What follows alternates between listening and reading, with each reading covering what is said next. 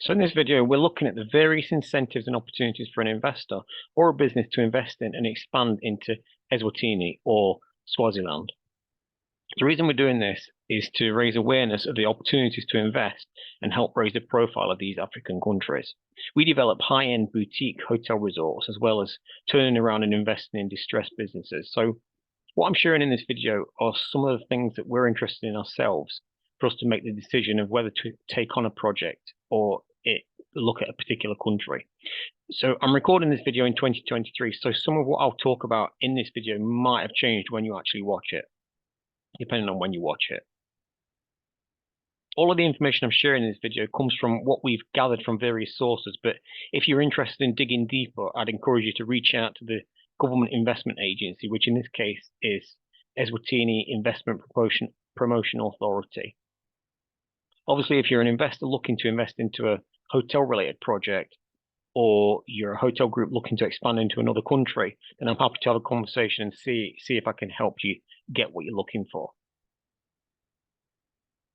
So what I found when I'm looking at various countries is that each one will have a number of industries that they're most focused on developing, and some of those will get better incentives than the rest. In this case, Eswatini seems to be most favorable towards mining, agriculture, manufacturing, energy, and tourism.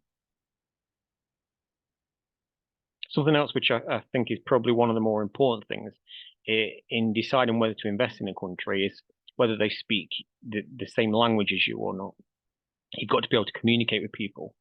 Now, I'm excluding the local languages. Most of the African countries all speak a local language, but I'm looking for what are the official languages spoken in the country. So in this case, the official language of Eswatini is English.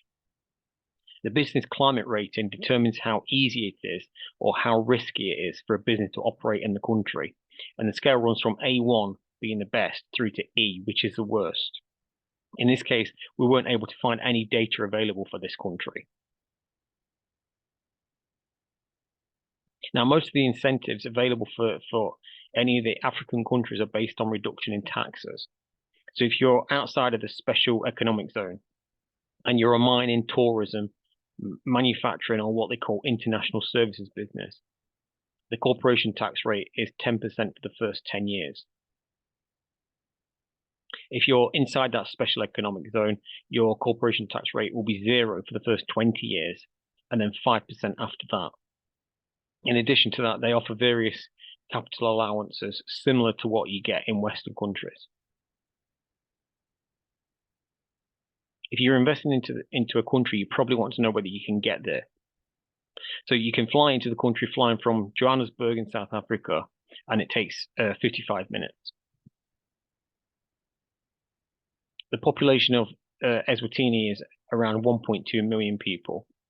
There's an annual birth rate of almost 1%. And if we look at the number of people in each age group, you can see that 35% of the population are at school age. So combining that with the birth rate, it means over the next 20 years, there'll be a massive increase in population. And those that need things like food, housing, and even just basic essentials.